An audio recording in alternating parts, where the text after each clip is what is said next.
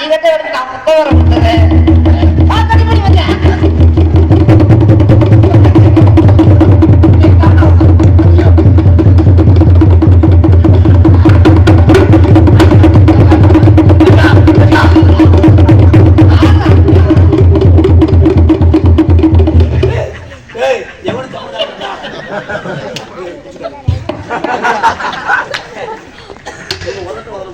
பாருங்க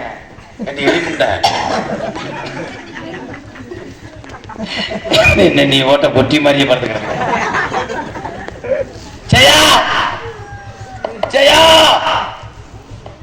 ஐயோ ஆதி வர்றதுக்குள்ளே நீ ஜோலி முடிச்சிருவாங்களே. கத்த வச்சுட்டாங்க. என்கிட்ட ஒரு இளம்புரி வைக்க தெரிஞ்சா